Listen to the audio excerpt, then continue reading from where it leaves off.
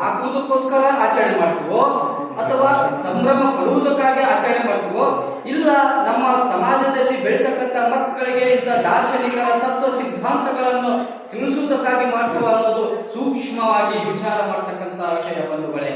ಬಂಧುಗಳೇ, ಕನಕದಾಸರು 40 ಹಳ್ಳಿಯ ಒಡೆಯ.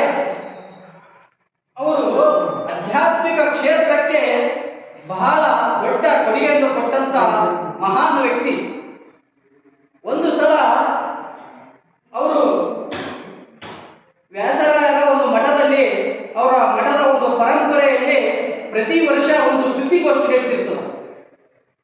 ಆ ಸುದ್ದಿಗೋಷ್ಠಿ ಒಂದು ವರ್ಷದಲ್ಲಿ ವೈಕುಂಠಕ್ಕೆ ಯಾರು ಹೋಗ್ತಾರ ಅನ್ನೋ ಒಂದು ವಿಷಯದ ಬಗ್ಗೆ ಚರ್ಚೆ ನಡೀತದ. ಆ ಚರ್ಚೆಯಲ್ಲಿ ಅನೇಕ ವಿದ್ವಾಂಸರು, ಪಾಂಡಿತ್ಯರು, ವ್ಯಾಸರಾಯರ ಅನೇಕ ಶಿಷ್ಯಂದಿರು ಇರ್ತಾರೆ. ಅಂತ ಸಂದರ್ಭದಲ್ಲಿ, ಚರ್ಚೆ ನಡೀತಕ್ಕಂಥ ಸಂದರ್ಭದಲ್ಲಿ ವ್ಯಾಸರಾಯರು ಎಲ್ಲ ತಮ್ಮ ಆ ಸುದ್ದಿಗೋಷ್ಠಿಯಲ್ಲಿ ಭಾಗವಹಿಸಿದಂತ ಎಲ್ಲರಿಗೂ ಕೇಳ್ತಾರೆ, ಯಾರು ವೈಕುಂಠಕ್ಕೆ ಹೋಗಬಹುದು ಅಂತಕ್ಕಂಥ ಒಂದು ಪ್ರಶ್ನೆಯನ್ನು ಮಾಡಿದಾಗ ಎಲ್ಲರೂ ಯಾರು ನಾನು ಹೋಗೋದಿಲ್ಲ, ನೀನು ಹೋಗೋದಿಲ್ಲ ಅಂತಂತಾರ. ಕೆಲವರು ಏನಂತಾರ, ಗುರುಗಳೇ ನೀವು ಹೋಗ್ಬೋದು ಅಂತಂತ ಹೇಳ್ತಾರ. ಯಾಕೆ ನಾನು ಹೋಗ್ಬೋದು ಅಂತ ವ್ಯಾಸರಾಯರು ಪ್ರಶ್ನೆ ಮಾಡಿದಾಗ ಅವಾಗ ಶಿಷ್ಯರು ಹೇಳ್ತಾರೆ, ನೀವು ಪಾಂಡಿತ್ಯರು, ನೀವು ಅನೇಕ ನಮ್ಮಂತ ವಿದ್ಯಾರ್ಥಿಗಳಿಗೆ ತಮ್ಮ ವಿದ್ಯೆಯನ್ನು ದಾರಿ ಹೇಳಿದ್ರಿ, ಅದಕ್ಕೆ ನೀವು ವೈಕುಂಠಕ್ಕೆ ಹೋಗ್ತಕ್ಕಂಥ ಅರ್ಹ ವ್ಯಕ್ತಿ ಅಂತ ಹೇಳಿದಾಗ ಅದಕ್ಕೆ ಅದೇ ಸಂದರ್ಭದಲ್ಲಿ ಕನಕದಾಸರು ಬಂದು ಬಾಗಿಲಲ್ಲಿ ನಿಂತಿರ್ತಾರೆ. ಈ ವಿಷಯ ಬಹಳ ಗಂಭೀರವಾಗಿ ನಡೆದಾಗ ಕನಕದಾಸರು ವ್ಯಾಸರಾಯರಿಗೆ ಹೇಳ್ತಾರೆ, ಕನಕದಾಸ ಒಳಗಡೆ ಬಾ ಅಂತ ಕರೆದು ಬಾ ಕೂಡು ಅಂತ ಕೇಳ್ತಾರೆ. ಆಗ ಕನಕದಾಸರು, ಈ ಒಂದು ಕೂಟಕ್ಕೆ ಬಂದಿದೆಯಾ, ನಿನಗೆ ಸ್ವಾಗತ.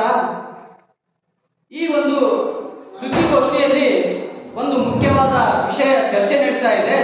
ಆ ಚರ್ಚೆಗೆ ನಿನ್ನಲ್ಲಿ ಆ ವಿಷಯದ ಬಗ್ಗೆ ಉತ್ತರ ಸಿಗಬಹುದು ಅನ್ನೋ ಒಂದು ನಿರೀಕ್ಷೆಯನ್ನು ಇಟ್ಟುಕೊಂಡು, ಅದಕ್ಕೆ ನೀನು ವೈಕುಂಠಕ್ಕೆ ಯಾರು ಹೋಗಬಹುದು ಕನಕದಾಸ ಹೇಳು ಅಂತಂದಾಗ ಸಮಯ ಪ್ರಜ್ಞೆಯನ್ನು ಅರಿತು ಉತ್ತರ ನೀಡುತ್ತಾರೆ ಕನಕದಾಸರು.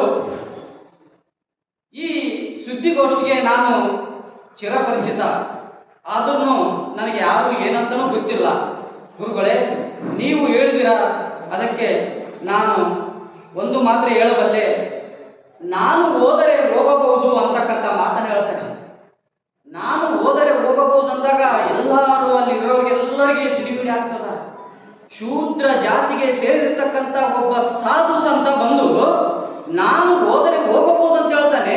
ನಮ್ಮ ಬ್ರಾಹ್ಮಣ ಪೀಠಕ್ಕೆ, ನಮ್ಮ ಬ್ರಾಹ್ಮಣ ಗುರುಗಳಿಗೆ, ಈ ಒಂದು ಮಠಕ್ಕೆ ಅವಮಾನ ಮಾಡಿದಂಥ ವ್ಯಕ್ತಿ, ಇಂಥ ವ್ಯಕ್ತಿನ ನೀವು ಕರೆದುಕೊಂಡು ಇಂಥ ಸುದ್ದಿಗೋಷ್ಠಿ ನಡೆಸ್ತೀರಿ ಗುರುಗಳೇ ಅಂತ ಎಲ್ಲ ಬ್ರಾಹ್ಮಣರ ಶಿಷ್ಯರ ಕೂಟದವರು ಸಿಡಿಮಿಡಿಗೊಂಡಾಗ ಅದಕ್ಕೆ ವ್ಯಾಸರ ಹೇಳ್ತಾರೆ, ದಯವಿಟ್ಟು ಯಾರು ಸಮಚಿತ್ತದಿಂದ ಸ್ವಲ್ಪ ಶಾಂತವಾಗಿ ಕೂತ್ಕೊಳ್ರಿ ಅಂತಂತ ಹೇಳಿದಾಗ, ಕನಕ ನೀ ಹೇಳಿದಂಥ ಮಾತು ಯಾರಿಗೆ ಅರ್ಥ ಆಗಿಲ್ಲ ಅದನ್ನು ಬಿಡಿಸಿ ಹೇಳಪ್ಪ ಅಂತಂದಾಗ, ಗುರುಗಳೇ, ನಾನು ಅಂದರೆ ನಾನು ವೈಯಕ್ತಿಕವಾಗಿ ನಾನು ಅಂತಲ್ಲ, ಯಾರಲ್ಲಿ ನಾನು ಅಹಂ ಇರ್ತದ ಅದನ್ನ ತೊರಿಬೇಕು ಅಂದಾಗ ಮಾತ್ರ ಆ ವ್ಯಕ್ತಿ ಸ್ವರ್ಗಕ್ಕೆ ಹೋಗಲು ಸಾಧ್ಯ ಅಂತಕ್ಕಂಥ ಮಾತನ್ನ